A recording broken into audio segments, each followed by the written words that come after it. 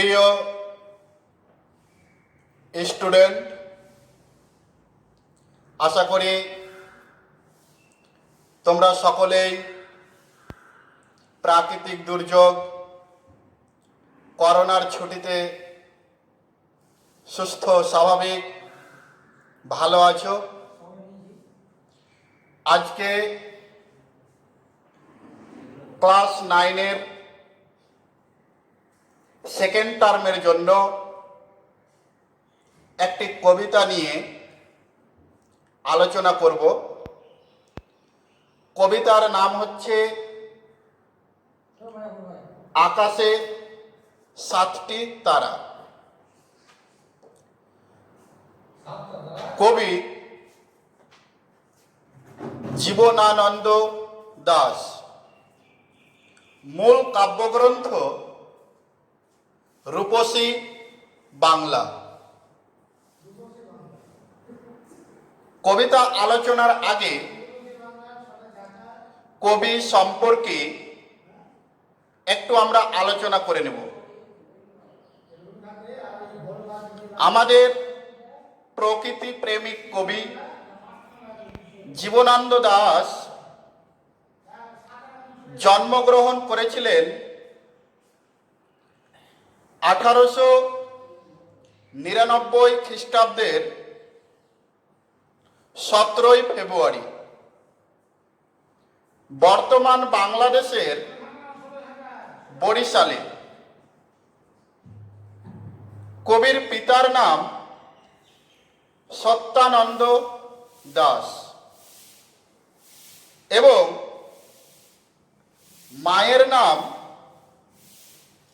কুসুম কুমারী দাস। আমরা জানি কুসুম কুমারী দাস হচ্ছেন একজন বিখ্যাত লেখিকা, যার কবিতায় ভেসে এসেছিল যে আমাদের দেশে কখন সেই ছেলে জন্ম নিবে যে ছেলে কথায় বড় না হয়ে কাজের মধ্য দিয়ে বড় হবে। আমাদের প্রিয় কবি, প্রকৃতি প্রেমিক কবি, সেই লেখিকার সন্তান। অর্থাৎ আমাদের সেই লেখিকায় দেখিয়ে দিয়েছে নিজ ছেলের মধ্য দিয়েই কথায় না বড় হয়ে কাজে বড় কিভাবে হতে হয়। জীবনানন্দ দাশ ইংরেজি সাহিত্যের একজন স্টুডেন্ট। কলকাতা প্রেসিডেন্সি কলেজ থেকে বিএ ইংরেজি অনার্স সহ পাস করেন এবং কলকাতা বিশ্ববিদ্যালয় থেকে এমএ ডিগ্রি অর্জন করেন। তারপরে জীবনে শুরু হয় সাহিত্যের গবেষণা, সাহিত্য নিয়ে আরাধনা, প্রকৃতি নিয়ে ভাবনা চিন্তা। আমাদের এই প্রকৃতি প্রেমিক কবির মধ্যে আমরা দেখতে পাব প্রকৃতির মধ্যে যেগুলো প্রকৃতিকে সৌন্দর্য থেকে সৌন্দর্য তরতে উপস্থিত করে, সেই সব জিনিস আমরা লক্ষ্য করি না, কিন্তু আমাদের কবি সেগুলো আমাদেরকে চোখে আঙুল দিয়ে দেখিয়ে দিয়েছে বাংলা প্রকৃতির সৌন্দর্যের এক একটা নিদর্শন। কবির বিখ্যাত বিখ্যাত অনেকগুলি কাব্যগ্রন্থ রয়েছে, যেমন রূপসী বাংলা রয়েছে, ধূসর পাণ্ডুলিপি রয়েছে, বনলতা সেন রয়েছে, মহাপৃথিবী রয়েছে, বিখ্যাত বিখ্যাত রয়েছে। আমরা সবাই জানি পৃথিবীতে যতগুলো প্রাণী জন্মগ্রহণ করেছে সমস্ত প্রাণীরই একদিন না একদিন মৃত্যু বরণ করতে হয়েছে। আমাদেরও কবি তার ব্যতিক্রম নয়। বর্তমান কলকাতার সেই সময় একদিন পড়ন্ত বৈকালে জীবনানন্দ দাশ বালিগঞ্জের রাস্তা ধরে হাঁটতেছিলেন। এমন সময় পিছন দিক থেকে একটি ট্রাম গাড়ি এসে কবিকে বারবার হর্নের আওয়াজ দিয়ে রাস্তা চাইছিল। কিন্তু জানি না, আমার ব্যক্তিগত মন বলে কবি সেই মুহূর্তে কলকাতার সেই দৃশ্যগুলোকে দেখছিল, যে দৃশ্যগুলো অন্য মানুষরা দেখলেও মূল্যহীনভাবে দেখে। কিন্তু জীবনানন্দ দাশ তার কবি মনোভাব এবং কবিমূলক দৃষ্টিতে সেই প্রকৃতিকে অনুভব করছিলেন, দর্শন করছিলেন, যার কারণে পিছন থেকে আসা ট্রাম গাড়ির শব্দ আমাদের কবি শুনতে পাননি। এমন এক সময় ট্রাম গাড়ি কবিকে ধাক্কা মারে। যখন কবিকে ধাক্কা মারা হচ্ছে, কবি ট্রাম লাইন থেকে পার্শ্বের জায়গাতে ছিটকিয়ে পড়ে যায় এবং সঙ্গে সঙ্গে জীবনানন্দ দাশকে কলকাতার একটি বিখ্যাত হাসপাতাল, শম্ভুনাথ পণ্ডিত হাসপাতাল, সেই শম্ভুনাথ পণ্ডিত হাসপাতালে নিয়ে যাওয়া হয়। কিন্তু ভাগ্যের কি লীলা, ভাগ্যের কি পরিহাস, 1954 সালের অক্টোবর মাসের ঘটনা এটি। শম্ভুনাথ পণ্ডিত হাসপাতালে আমাদের প্রকৃতি প্রেমিক কবি জীবনানন্দ দাশ অক্টোবর মাসের 22 তারিখ রাত 11:35 শেষ নিঃশ্বাস ত্যাগ করেন, অর্থাৎ ইন্তিকাল করেন। এই হচ্ছে জীবনানন্দ দাশের সংক্ষিপ্ত জীবন কাহিনী। এবার একটু আলোচনা করতে চাই মূল গ্রন্থ অর্থাৎ কাব্য সম্পর্কে। আমাদের এই কবিতাটি আকাশে 7টি তারা, এই কবিতার মূল কাব্যগ্রন্থ বলা হয়েছে রূপসী বাংলা। প্রকাশ সাল হচ্ছে 1957। 1957 সালে প্রকাশিত হচ্ছে। দুঃখের বিষয়, আমাদের প্রকৃতি প্রেমিক কবি 1954 সালে মারা যাচ্ছেন। তার মানে এই কাব্যটি প্রকাশিত হওয়ার 3 বছর আগে আমাদের কবি ইন্তিকাল করছেন।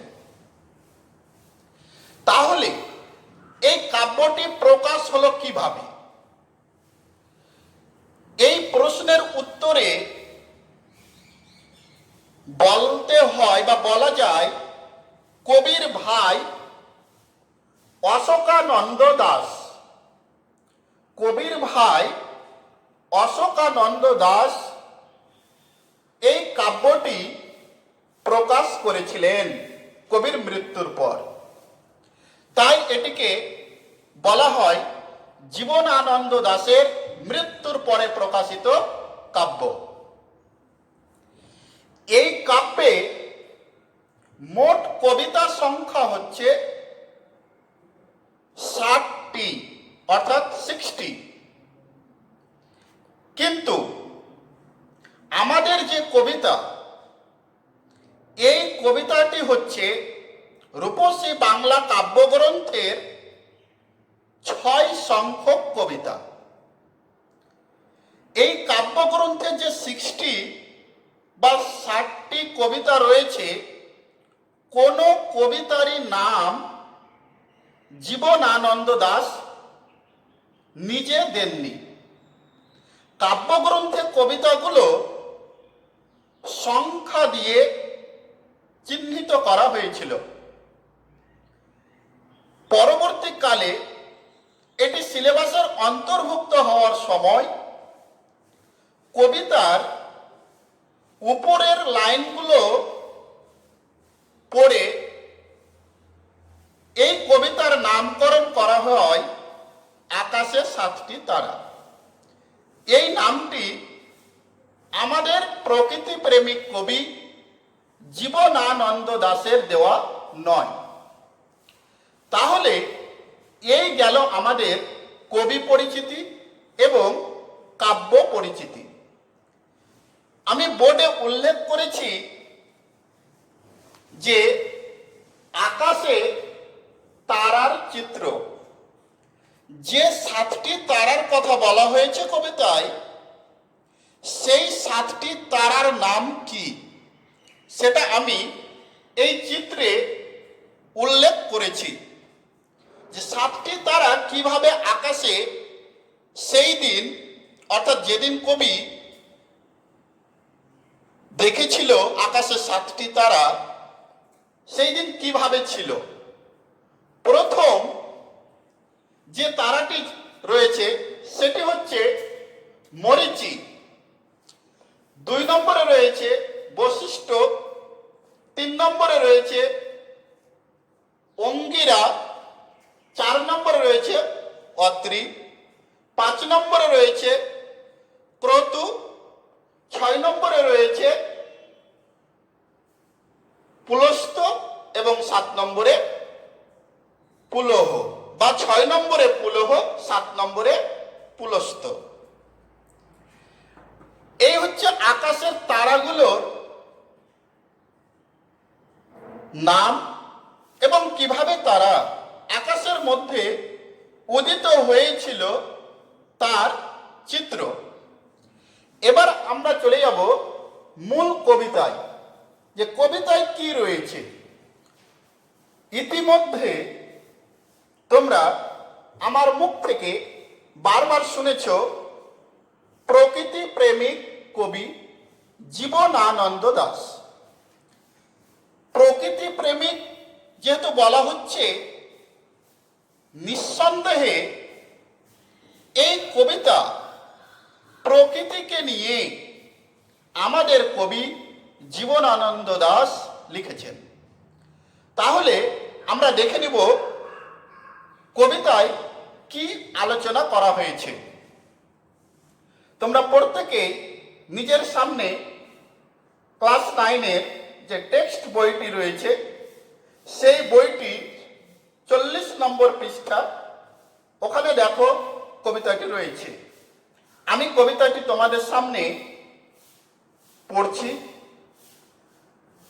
প্রথম লাইনেই বলছে, আকাশে 7টি তারা যখন উঠেছে ফুটে, আমি এই ঘাসে বসে থাকি। আকাশে বলতে গগনে।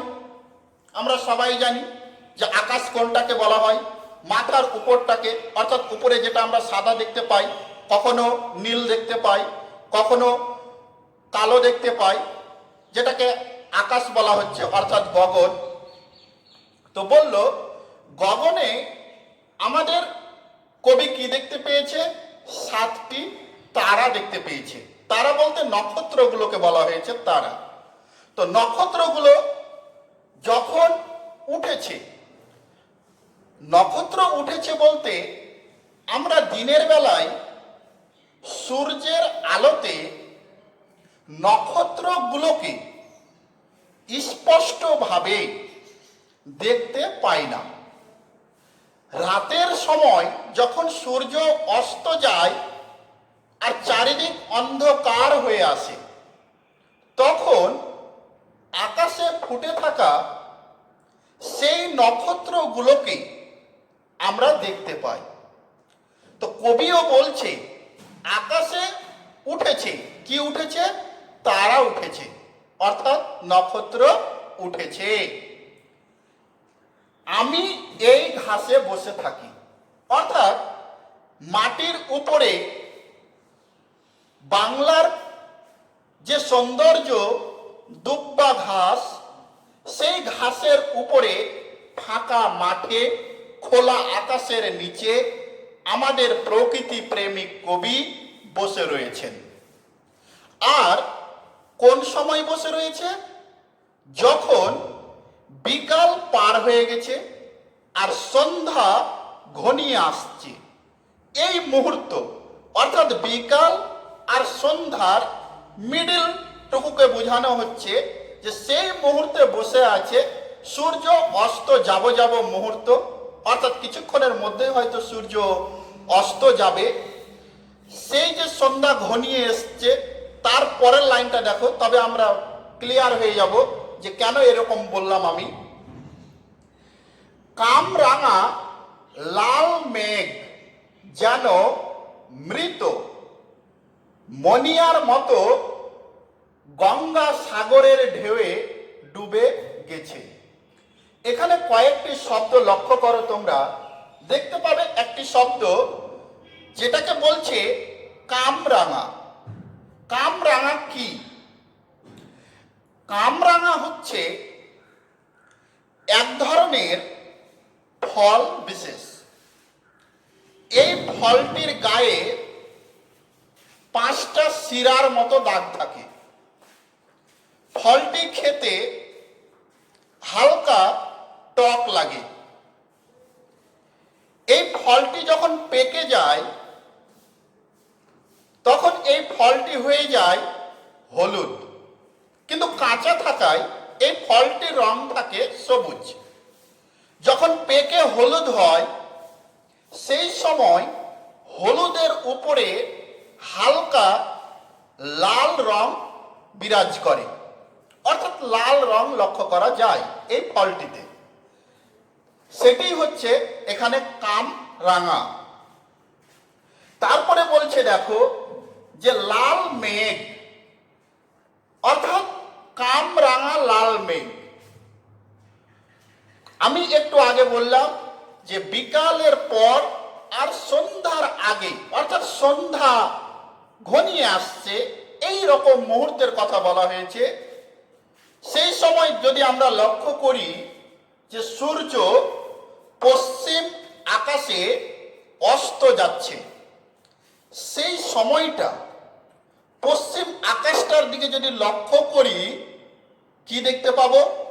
ওখানে দেখতে পাবো পুরো পশ্চিম আকাশটা লাল টুকটুকে হয়ে গেছে। কিছুক্ষণ পরে সূর্য অস্ত যাবে।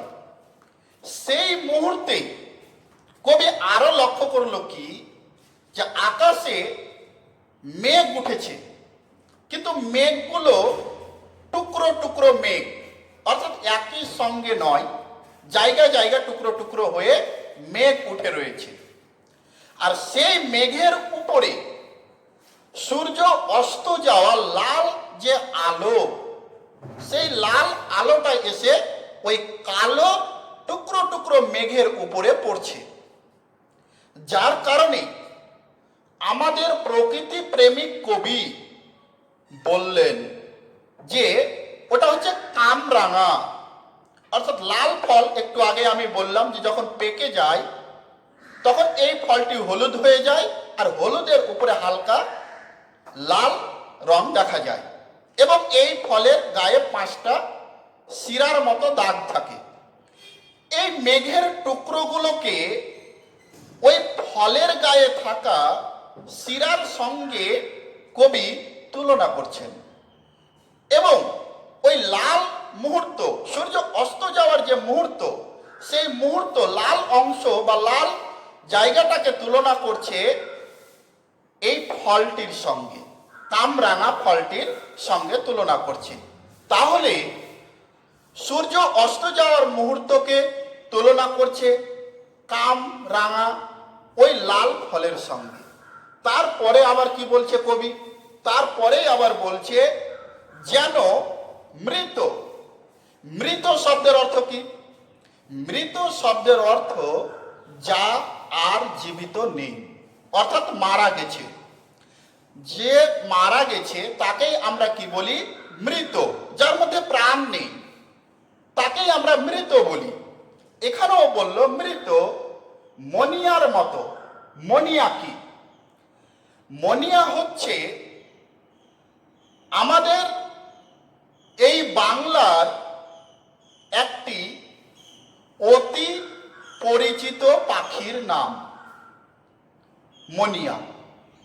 এই পাখির দেহে একরকম রং নেই, কয়েক ধরনের রং আছে, কালো, লাল, হলুদ, নীল, সবুজ, বিভিন্ন রকম, অর্থাৎ অনেক রকমের রং রয়েছে এই মনিয়া পাখিটার দেহে। তার মধ্যে একটি রং, যে রংটি হচ্ছে কালো। আর মেঘের রং, মেঘের রং কি? মেঘের রং হচ্ছে কালো। কালো মেঘের সঙ্গে এই মনিয়া পাখিকে তুলনা করছে, অর্থাৎ আমাদের বাংলার অতি পরিচিত পাখিকে প্রকৃতির সেই আকাশে ভেসে থাকা কালো মেঘকে যেন তুলনা করছে। তারপরে কি বলছে? তারপরে বলছে গঙ্গা সাগরের ঢেউয়ে ডুবে গেছে। মৃত মনিয়া পাখিগুলো যেমন ঢেউয়ের কি হয়? ডুবে যায়, অর্থাৎ মারা যায়। ঢেউয়ের উপরে পড়লে বা ঢেউয়ের মুখে পড়লে অনেক কিছুই কি করে? শেষ হয়ে যায়, ধ্বংস হয়ে যায়। সেই রকমই গঙ্গা সাগরের ঢেউয়ে যেন এটি বিলীন হয়ে গেছে, শেষ হয়ে গেছে, নষ্ট হয়ে গেছে। এবার প্রশ্ন হচ্ছে গঙ্গা সাগর কেন বলল? গঙ্গা সাগর বলার কারণ কি? গঙ্গা আলাদা জিনিস, সাগর আলাদা জিনিস। গঙ্গা সাগর নয় আর সাগর গঙ্গা নয়, কিন্তু দুটো শব্দকে একসঙ্গে লাগিয়ে দেওয়া হলো। গঙ্গা সাগরের, গঙ্গা সাগরের যখন বলা হচ্ছে তখন এই রকম বোঝাচ্ছে যে আমাদের সেই গঙ্গা প্রবাহিত হয়ে সমুদ্রের যে স্থলে বা স্থানের সঙ্গে মিলিত হয়েছে সেই স্থলকে বা স্থানকে বলা হচ্ছে গঙ্গা সাগরে। অর্থাৎ সেই গঙ্গা সাগরে বিলীন হয়ে যাচ্ছে, শেষ হয়ে যাচ্ছে। তারপরে বলছে আসিয়াছে শান্ত অনুগত। আসিয়াছে মানে এসেছে, তারপরে শব্দে বলছে শান্ত। শান্ত মানে কি? শান্ত শব্দের অর্থ হচ্ছে চুপচাপ, যা অশান্ত নয়, শান্ত চুপচাপ। তারপরে শব্দে বলছে অনুগত। অনুগত শব্দের অর্থ হয় বাধ্য, অর্থাৎ যা শান্ত বাধ্য। তারপরে বলছে বাংলার নীল সন্ধ্যা। বাংলার বলতে আমাদের বাংলাদেশের, বাংলাদেশের নীল। নীল আমরা জানি একটি রঙের নাম নীল, কিন্তু এখানে নীল বলতে বোঝানো হয়েছে গাঢ়। গাঢ় বলতে ঘন। তারপরে শব্দটা বলছে সন্ধ্যা। সন্ধ্যা বলতে সূর্য অস্ত গেছে আর অন্ধকার নেমে এসছে পৃথিবীর বুকে, এই মুহূর্তটাকে বলা হয় সন্ধ্যা। অর্থাৎ দিনের শেষ আর রাতের শুরু, এই মিডিল অংশটাকেই বলা হয় সন্ধ্যা। তাহলে এখানেও বলল নীল সন্ধ্যা, অর্থাৎ গাঢ় সন্ধ্যা, ঘন সন্ধ্যা। ঘন বলতে, গাঢ় বলতে এখানে তার মানে প্রচুর অন্ধকার নেমে এসছে। তারপরে দেখো কি বলছে, কেশবতী কন্যা। কেশ মানে কি? কেশ মানে হচ্ছে মাথার চুল। এখানে বলল কেশবতী। এবার কেশবতী যদি বলি যে কেশবতী শব্দের অর্থ কি, তাহলে এরকম দাঁড়ায় যে মেয়ের মাথায় অনেক বড় এবং ঘন চুল রয়েছে, সেটাকে আমরা কেশবতী বলতে পারি। অর্থাৎ কেশ মানে যেহেতু চুল, তাহলে যে মেয়ের মাথায় ঘন বড় বড় চুল রয়েছে তাকে বলা হয় কেশবতী। কন্যা, কন্যা শব্দের অর্থ হচ্ছে মেয়ে। তার মানে পরিষ্কার হয়ে যাচ্ছে কেশবতী কন্যা শব্দের অর্থ যে মেয়ের মাথায় ঘন লম্বা লম্বা চুল রয়েছে। তারপরে বলছে যেন এসেছে আকাশে। তাহলে আমাদের কবি কল্পনা করছেন যে আকাশে একটি মেয়ে যেন নেমে এসেছে, আর মেয়েটির মাথায় ঘন লম্বা চুল রয়েছে। মেয়েটির মাথায় ঘন লম্বা চুল রয়েছে, এটি বলল। তারপরে কি হচ্ছে দেখো, আমার চোখের পরে, আমার মুখের পরে চুল তার ভাসে। আমার বলতে এখানে আমাদের কবি নিজের কথা বলছেন, অর্থাৎ জীবনানন্দ দাশ নিজেকেই উপস্থিত করছেন যে আমার মুখের উপরে সেই মেয়েটি, কেশবতী মেয়েটির লম্বা লম্বা চুল যেন আমার মুখের উপর দিয়ে আমার চলে গেল। অর্থাৎ আমার মুখের উপর দিয়ে চলে যাচ্ছে চুল, আমার মুখকে যেন স্পর্শ করে গেল। তারপরে আবারও বলছে আমার মুখের পরে তার ভাসে, অর্থাৎ চোখ মুখের ওপর দিয়ে সে চুলের স্পর্শ দিয়ে চলে গেল। আর সেই দৃশ্য যেন আমার চোখের সামনে ভাসতে রয়েছে। চলে গেল ঠিক, কিন্তু আমার চোখের সামনে যেন এখনো সেই কেশবতী কন্যার ঘন কালো লম্বা চুলের স্পর্শ আমার মুখের ওপর দিয়ে যাচ্ছে, এখনো যেন আমি সেটা অনুভব করতে পারছি, দেখতে পাচ্ছি। পৃথিবীর কোন পথ এ কন্যারে দেখে নিকো। অর্থাৎ কবি বলতে চাইছেন আমি যে মেয়েটির কথা বলছি এখানে, কেশবতী কন্যার কথা, সেই কেশবতী কন্যাকে পৃথিবীর কেউ কখনো দেখেনি। ওখানে একটি শব্দ ব্যবহার করা হয়েছে পথ। পথ শব্দের অর্থ হচ্ছে রাস্তা। পৃথিবীর কোন রাস্তা এই কেশবতী কন্যাকে দেখেনি। শুধু একমাত্র আমার বাংলা, আর এই বাংলার স্বয়ং কবি, প্রকৃতি প্রেমিক কবি জীবনানন্দ দাশ দেখতে পেয়েছেন, অনুভব করেছেন। এমনকি সেই কেশবতী কন্যার ঘন কালো চুলের স্পর্শও লাভ করেছে। দেখি নাই অত অজস্র চুলের চুমা। আমি কখনোই এর আগে দেখিনি। কি দেখিনি? অজস্র। অজস্র মানে, অজস্র শব্দের অর্থ হচ্ছে প্রচুর, অনেক। তারপরের শব্দ বলছে চুলের চুমা। চুল বলতে কেশ, তাহলে অনেকগুলো চুলের চুমা। চুমা বলতে চুম্বন।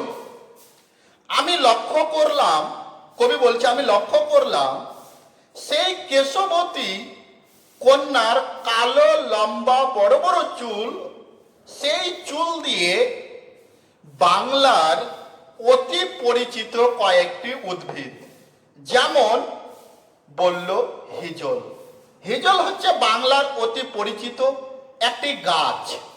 সেই গাছকে যেন চুম্বন করলো। কিসে চুম্বন করলো? সেই আকাশে নেমে আসা কেশবতী কন্যার চুল, বাংলার পরিচিত একটি গাছ হিজলকে যেন চুম্বন করলো, অর্থাৎ চুমা করলো। তারপরে বলছে কাঁঠাল, অর্থাৎ কাঁঠালও হচ্ছে বাংলার অতি পরিচিত একটি ফল। অর্থাৎ কাঁঠালের গাছ, কাঁঠাল আমাদের সবার কাছে পরিচিত। তাহলে মেয়েটি কাঁঠালকেও কি করলো? চুমা করলো, অর্থাৎ চুম্বন করলো। শুধু তাই নয়, বাংলার অতি পরিচিত আরো একটি ফল যেটি হচ্ছে জাম, যেটি বর্ষাকালে হয়ে থাকে। এই জামকেও ওই কেশবতী কন্যার চুল কি করলো? চুমা খেলো, অর্থাৎ চুম্বন করিল। তাই কবি ওই লাইনটিতে বলছে অজস্র চুলের চুমা হিজলে কাঁঠালে জামে ঝরে অবিরত। ঝরে মানে ঝরে পড়ছে। কি ঝরে পড়ছে? ওই কেশবতী কন্যার চুলের চুমা ঝরে পড়ছে। কিসের ওপরে ঝরে পড়ছে? হিজল, কাঁঠাল, জাম এগুলোর উপরে ঝরে পড়ছে। আর এগুলো সবই হচ্ছে আমাদের বাংলার অতি পরিচিত এক একটি ফল, এক একটি গাছ। তারপরে বলছে অবিরত। অবিরত বলতে একটানা, অর্থাৎ কোনো বিরাম নেই, বিরামহীন ভাবে, একই টানা ভাবে এই প্রক্রিয়া চলতে রয়েছে। পরের লাইনে দেখো, জানি নাই এত স্নিগ্ধ গন্ধ ঝড়ে রূপসীর চুলের বিন্যাসে। জানি নাই, অর্থাৎ জানা নেই। কবি স্বীকার করছে আমার জানা নেই, আমার কাছে অজানা। কি অজানা? তারপরে বলছে এত স্নিগ্ধ। স্নিগ্ধ শব্দের অর্থ আমরা আগে দেখে নিব। স্নিগ্ধ শব্দের অর্থ কি? স্নিগ্ধ শব্দের অর্থ হচ্ছে মিষ্টি বা সুন্দর। তার পরের শব্দটা ব্যবহার হয়েছে, স্নিগ্ধর পরের শব্দটা গন্ধ। তাহলে মিষ্টি গন্ধ বা সুন্দর গন্ধ। তাহলে আমার জানা ছিল না যে কোনো গন্ধ এত মিষ্টি হতে পারে, বা আমার কাছে অজানা ছিল যে কোনো গন্ধ এত সুন্দর হতে পারে। এটা আমার কাছে অজানা ছিল। ঝড়ে রূপসীর চুলের বিন্যাসে। বিন্যাসের শব্দের অর্থ হচ্ছে সজ্জা, অর্থাৎ চুলের যে আগে বলা হয়েছিল ঘন চুল, ঘন চুলের যে সজ্জা, সেই সজ্জা থেকে এত সুন্দর বা এত ঝরতে পারে এটা আমার কাছে ছিল অজানা। অর্থাৎ আমার কাছে জানা ছিল না, আমার কাছে অজানা ছিল। আজকে আমি জানতে পারলাম, যখন এই আকাশে নেমে আসা কেশবতী কন্যার কেশ থেকে হিজল, কাঁঠাল, জাম এগুলোর ওপর অনবরত এক টানা এই সুন্দর বা মিষ্টি গন্ধ নেমে আসছিল, তখন আমি বুঝতে পারলাম যে এত সুন্দর বা মিষ্টি গন্ধ ও পৃথিবীতে রয়েছে। এবার পরবর্তী অংশটুকু আমরা চলে যাব, অর্থাৎ পরের প্যারাতে লক্ষ্য করো।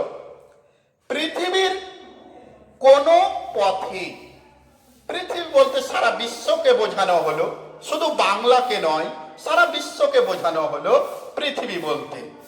কোন পথ, পথ বলতে আগে একবার বলেছি, পথ শব্দের অর্থ হচ্ছে রাস্তা। অর্থাৎ পৃথিবীর কোন রাস্তা নরম ধানের গন্ধ। নরম শব্দের অর্থ আমরা জানি যে তুলতুলে, কিন্তু এখানে নরম শব্দের অর্থ আমরা তুলতুলে নিব না, এখানে নরম শব্দের অর্থ নিব কচি।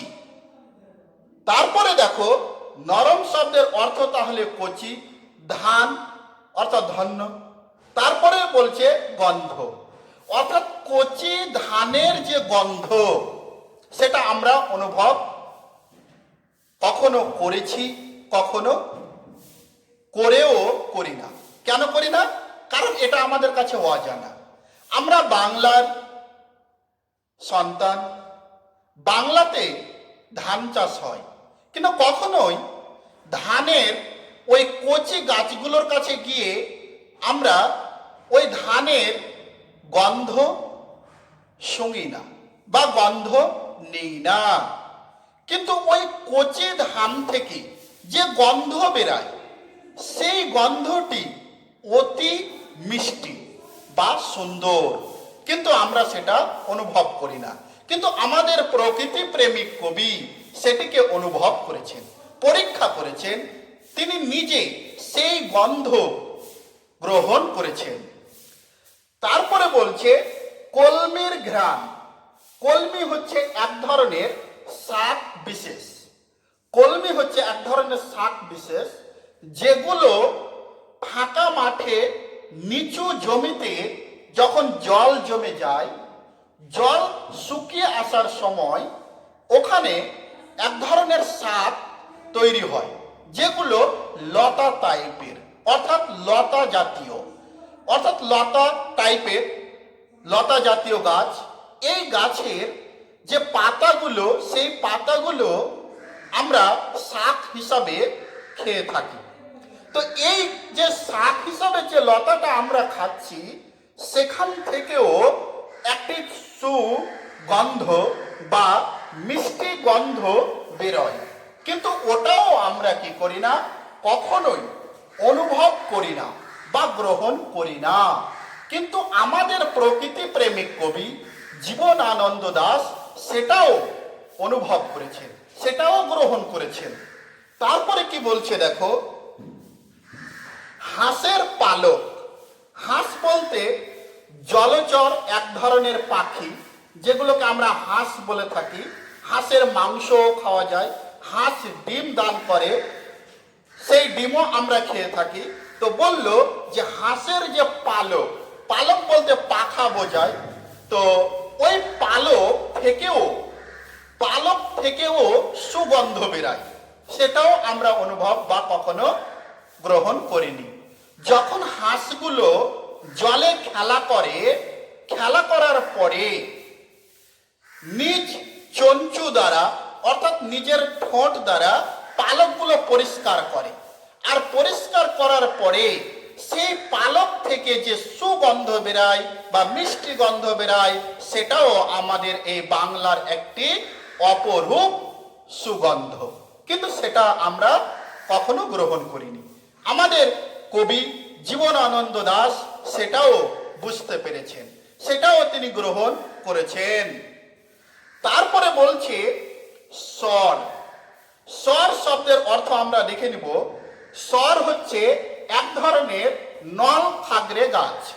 এগুলো সাধারণত বালি মাটিতে জন্মগ্রহণ করে, কঞ্চি টাইপের লম্বা টাইপের একটি গাছ। এগুলো গ্রাম অঞ্চলে সাধারণত এগুলোকে আখ বলেও ছোট ছোট বাচ্চারা চিবিয়ে খায়, কারণ এই যে রস পাওয়া যায়, এই রসটা হালকা মিষ্টি লাগে। কিন্তু অনেক দিন আগে এই নলখাগড়ের গাছকেও কেটে কেটে ওটাকে কলম বানানো হতো, লেখার কাজে ব্যবহার করা হতো। তো এই গাছ থেকেও যদি এটাকে আমরা হালকা মচকিয়ে দিই, তাহলে এই স্বর থেকেও আমরা কি পাবো, এক ধরনের গন্ধ পাবো। কিন্তু আমাদের দুঃখের বিষয়, এগুলো আমাদের নজরেও পড়ে না, আর এগুলো নিয়ে আমরা কখনো ভাবিও না। তারপরে বলছে পুকুরের জল। পুকুরের জলেও এক ধরনের গন্ধ আছে, সেটাও আমরা কখনো অনুভব করিনি, কখনোই সেটা নিয়ে ভাবনা চিন্তা করিনি। তারপরে বলছে চাঁদা। চাঁদা শব্দের অর্থ আমরা দেখে নিব। চাঁদা শব্দের অর্থ হচ্ছে চাঁদ, অর্থাৎ যেটা আমরা রাতের অন্ধকারে দেখতে পাই, সেই চাঁদের আকৃতি বিশিষ্ট এক ধরনের ছোট মাছ, যেটাকে আমরা বলি চাঁদা মাছ। গ্রাম্য ভাষায় চাঁদা মাছ বলি। এই মাছটি আকারে ছোট, কিন্তু আকৃতি হচ্ছে চাঁদের মতো আকৃতি, ওই জন্য এই মাছকে বলা হয় চাঁদা মাছ। তারপরের শব্দে দেখো সর পুঁটিদের। সর পুঁটি, পুঁটি বলতে এক ধরনের মাছ, ছোট মাছ, কিন্তু এখানে পুঁটি মাছের আগে একটি শব্দ লাগিয়েছে, সেটা হচ্ছে যে সর। সর বলতে এখানে সরল বা সরলা এরকম বলা হয়, অর্থাৎ বড় পুঁটি মাছ। বড় পুঁটি মাছগুলোকে এখানে বলা হলো যে সর পুঁটি। এদেরও কাছ থেকে সুন্দর এবং মিষ্টি গন্ধ রয়েছে, কিন্তু পাওয়াও যায়, কিন্তু আমরা কখনোই এগুলো নিয়ে মেতে থাকি না। এগুলো তারাই অনুভব করে, ওদেরই মনে সাড়া ফেলে যায় যারা প্রকৃতিকে অত্যাধিক স্নেহ ভরা দৃষ্টিতে ভালোবাসার নয়নে দর্শন করে থাকে। তারাই অনুভব করতে পারে একমাত্র এই বাংলার এত সৌন্দর্যময় প্রকৃতির মধ্যে, এত বড় বড় গাছপালা, পশু পাখি, এগুলোর মধ্য থেকে এত সুন্দর সুগন্ধ, সুস্বাদ, সুন্দর গন্ধ। তাই পরের লাইনে দেখো কি বলে, মৃদু ঘ্রাণ। মৃদু শব্দের অর্থ কি? মৃদু মানে হচ্ছে কম বা অল্প, আর ঘ্রাণ, ঘ্রাণ শব্দের অর্থ হচ্ছে গন্ধ, অর্থাৎ কম গন্ধ বা হালকা গন্ধ। অর্থাৎ প্রত্যেকটা থেকেই আমরা কোনোটা থেকে হয়তো বেশি গন্ধ পাই, কোনোটা থেকে হয়তো কম পাই, কিন্তু যে গন্ধ পাই সেটা অতি মিষ্টি গন্ধ বা সুন্দর গন্ধ পেয়ে থাকি। কিশোরীর চাল ধোয়া ভিজে হাত। কিশোরী, কিশোরী কাকে বলে? কিশোরী বলতে আমরা জানি একটা মেয়েকে কিশোরী বলা হয়, কিন্তু না, একটি মেয়েকে কিশোরী বলা যায় না। তাহলে কিশোরী কাকে বলবো? তাহলে বালিকা এবং যুবতী, এই দুই পর্যায়ের মিডিলে যখন কোনো মেয়ে থাকে, সেই মেয়েকে বলা হয় কিশোরী। তাহলে কিশোরী কাকে বলবো? বালিকা নয় এবং যুবতীও নয়। বালিকা এবং যুবতীর মিডিল যে টাইমটুকু বা সময়, এই সময়ের মধ্যে যারা থাকছে তাদেরকেই বলা হচ্ছে কিশোরী। এখানে এবার বলছে কিশোরীর চাল ধোয়া ভিজে হাত। চাল যেটা আমরা ধান থেকে পেয়ে থাকি, এই চাল যখন রান্নার কাজে ব্যবহার করা হয়, তার আগে চালটাকে পরিষ্কার জল দিয়ে কয়েকবার ধুয়ে নেওয়া হয়, যাতে চালের মধ্যে যে কোনো ধরনের দূষিত পদার্থ বা ব্যাকটেরিয়া, জীবাণু এগুলো না থাকে। পরিষ্কার করার জন্য চালটাকে ধুয়ে নেওয়া হয়। যখন ওই কিশোরী নিজ হস্ত দ্বারা চালগুলোকে বারবার জল দিয়ে ধুতে থাকে, তখন চালের যে গন্ধ, সেই সুগন্ধ কিশোরীর হাতে থাকা যে লোমগুলো থাকে, লোমের পার্শ্বে পার্শ্বে যে লোমকূপ থাকে, সেই লোমকূপে যেন ওই সুগন্ধ মিষ্টি গন্ধগুলো প্রবেশ করে। ওই কিশোরীর চাল ধোয়া হাত যখন আমরা নাকের কাছে নিয়ে আসি, তখন সেই হাত থেকে সুন্দর মিষ্টি গন্ধ পাওয়া যায়। কিন্তু বলতো, কখনো আমরা এই রকম পরীক্ষা করেছি যে কোনো কিশোরী চাল ধুলো আর তার সেই চাল ধোয়া হাতটা নিজের নাকের কাছে নিয়ে এসেছি? কখনোই আসেনি। কিন্তু সেই হাত থেকেও অতি সুন্দর মিষ্টি সুগন্ধ পাওয়া যায়। এটি আমাদের প্রকৃতি প্রেমিক কবি আমাদের সামনে তুলে ধরেছেন। তারপরে আবারও বলছে, শীত হাতখানা। শীত বলতে ঠান্ডা, হাত অর্থাৎ কিশোরীর হাত। যখন চাল ধোয়া হয় তখন তো হাত ঠান্ডা হবে, এটা স্বাভাবিক, কারণ জল তো ঠান্ডা। তাই ওই ঠান্ডা হাত থেকে এই সুগন্ধ পাওয়া যাচ্ছে। কিশোরের পায়ে দলা মুথা ঘাস, লাল লাল বটের ফলের ব্যথিত গন্ধের ক্লান্ত নীরবতা। এবার দেখো কিশোর, কিশোর কাকে বলবো? যে কোনো একটি ছেলেকে কিশোর বলতে পারি? পারি না। কেন পারি না? কারণ কিশোর হচ্ছে নির্দিষ্ট একটি সময় থেকে আরেকটি সময় পর্যন্ত ওই সময়ে বা ওই বয়সের যারা পুরুষ মানুষ তাদেরকে আমরা কিশোর বলতে পারি। তাহলে কোনগুলোকে বলবো?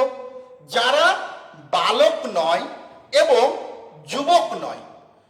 তার মানে বোঝাচ্ছে বালক আর যুবক দুইটার মিডিলে যে সময় বা টাইম, এই সময়ের মধ্যে যে সব ছেলেরা, সেই সব ছেলেদেরকে বলা হচ্ছে কিশোর। এবার কিশোর ছেলেরা আমরা জানি এরা ছোটাছুটি করতে বেশি পছন্দ করে, এরা একই জায়গায় আবদ্ধ থাকতে চায় না। তাই এরা কি করে, যখন ছোটাছুটি করে তখন এই বাংলার মাটিতে গজে ওঠা একটি ঘাস, যে ঘাসের নাম হচ্ছে মুথা ঘাস, যে ঘাসটি ছাগলের প্রিয় খাদ্য বলা যায়, এই মুথা ঘাসটি মাটি ভেদ করে সে বেরিয়ে এসছে উপরে। আর এই কচি মুথা ঘাসের উপর দিয়ে এই কিশোর ছেলেরা কি করছে? ছুটাছুটি হাঁটাহাঁটি করছে। ওই মুথা ঘাসটা কি হলো? কিশোর ছেলেদের পায়ে চাপা পড়ে থেতলিয়ে গেল। আর যখন থেতলিয়ে গেল তখন সেই থেতলিয়ে যাওয়া মুথা ঘাস থেকেও এক ধরনের সুগন্ধ বা সুন্দর গন্ধ পাওয়া যায়। আমরা এটা কখনোই অনুভব করিনি, কিন্তু আমাদের প্রকৃতি প্রেমিক কবি এটাও তিনি লক্ষ্য করেছেন। তারপরে ওখানে বলেছে লাল লাল বটের ফলের ব্যথিত গন্ধের ক্লান্ত নীরবতা। এখানে প্রথমে দেখো লাল লাল, অর্থাৎ লাল একটি রং, কালার।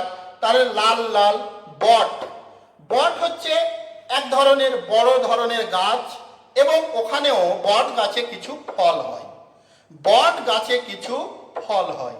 ওই ফলগুলো কি হয়? গাছ থেকে এক সময় মাটির উপরে পড়ে যায় এবং মাটির উপরে যখন পড়ে থাকে, সেই পড়ে থাকা ফলের উপর দিয়ে মানুষ কি করে? যাতায়াত করে, অর্থাৎ আসা যাওয়া করতে থাকে। আসা যাওয়া করার জন্য তারপরে শব্দটা দেখো ওখানে বলছে ব্যথিত। ব্যথিত মানে ব্যথা পেয়েছে এমন, ব্যথা পেয়েছে এমন, এটাকেই বলা হচ্ছে ব্যথিত। তাহলে ওই যে বটের ফলগুলো পড়ে রয়েছে ওর উপর দিয়ে যখন মানুষ যাওয়া আসা করছে তখন ওই ফলগুলো নিশ্চয় ব্যথা পাচ্ছে। তাহলে এই ব্যথা পাওয়া ফল। তারপরে বলছে গন্ধের ক্লান্ত নীরবতা। গন্ধ ক্লান্ত, ক্লান্ত মানে হচ্ছে আসন্ন, ক্লান্ত মানে আসন্ন বলা যায় না, অবসন্ন বলতে পারো, অর্থাৎ অবসন্ন। তারপরে বলছে নীরবতা। নীরবতা বলতে নিঃশব্দতা, কোনো শব্দ নেই, অর্থাৎ নীরব ভাবে, কোনো শব্দহীন ভাবে সেই আঘাত কি করছে? সহ্য করে যাচ্ছে, কোনো প্রতিবাদ নেই, নীরব চুপচাপ, কোনো শব্দ নেই, শব্দহীন ভাবে তারা এটা সহ্য করে যাচ্ছে।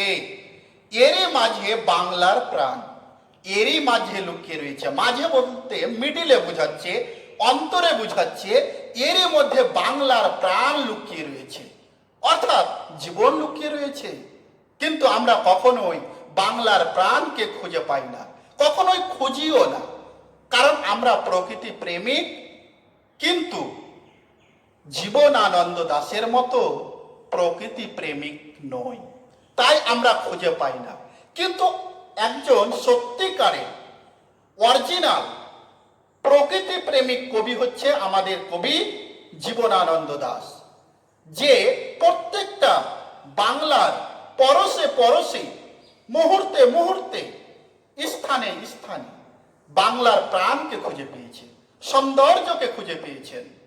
পরের লাইনে দেখো কি বলছে, আকাশে 7টি তারা যখন উঠেছে ফুটে। আমি পাই টের। অর্থাৎ তারপরে কি হলো, আকাশে 7টি তারা ফুটে উঠেছে। এই যে আমি বোর্ডে দেখিয়েছি 7টি তারার নাম লিখে দিয়েছি, কোন তারাগুলো উঠেছিল সেই সময়। তাহলে এই যে 7টি তারা যখন আকাশে উঠলো, তখন আমি কি করলাম, এই যে বলছে পাই মানে পেলাম, তারপরে শব্দ বলছে টের, অর্থাৎ বুঝতে পারি। তখন আমি বুঝতে পারলাম, সমস্ত কিছু আমার কাছে বোঝা হয়ে গেল। বাংলার প্রাণ কোথায় রয়েছে, বাংলার সৌন্দর্য, বাংলার সুগন্ধ, সব কিছু আমার কাছে আজকে বোঝা হয়ে গেছে। এই হচ্ছে আমাদের কবিতার আলোচনা। এই কবিতা আলোচনা করে আমরা একটি জায়গা ফিল করেছি, অর্থাৎ অনুভব করেছি এই কবিতাটি কোন ধরনের কবিতা। এবার তো আমরা বলতে পারবো যে এই কবিতাটি কোন ধরনের কবিতা। এই কবিতাটি হচ্ছে সনেট, বাংলায় যাকে বলা হয় চতুর্দশ পদী কবিতা। অর্থাৎ এখানে 14টি চরণ রয়েছে। 14টি চরণ কিভাবে রয়েছে, 8 + 6 = 14, অর্থাৎ 14টি চরণ রয়েছে। তাহলে আমরা এবার বলতে পারবো এই কবিতাটি হচ্ছে সনেট ধর্মী কবিতা, অর্থাৎ বাংলায় যাকে বলে চতুর্দশ পদী কবিতা, এবং চরণ সংখ্যা হচ্ছে 14, 8 + 6। আজকের কবিতা এখানেই আলোচনা শেষ। এরপরে আবারও পরবর্তী কবিতা নিয়ে পরবর্তী ক্লাসে তোমাদের সামনে উপস্থিত হব। এই ছুটিতে তোমরা এই কবিতাটি বারবার পড়ো এবং বোঝার চেষ্টা করো প্রত্যেকটি শব্দের মানে, পদের মানে, কারণ এটি সেকেন্ড টার্মের সিলেবাস। এর পরের দিন নতুন একটি কবিতা আলোচনা করব। এই ভিডিওটি তোমরা প্রত্যেকে দেখার পরে ভিডিওটি সাবস্ক্রাইব করবে, যাতে করে আমি তোমাদের পরবর্তী ভিডিওগুলো ডাইরেক্ট অর্থাৎ লাইভের মাধ্যমে দেখাতে পারি। তাই তোমরা প্রত্যেকেই ভিডিওটিকে সাবস্ক্রাইব করবে। করোনার ছুটিতে তোমরা সকলেই করোনা মুক্তভাবে ভালো থেকো, সুস্থ থেকো। আগামীতে আবারও দেখা হবে।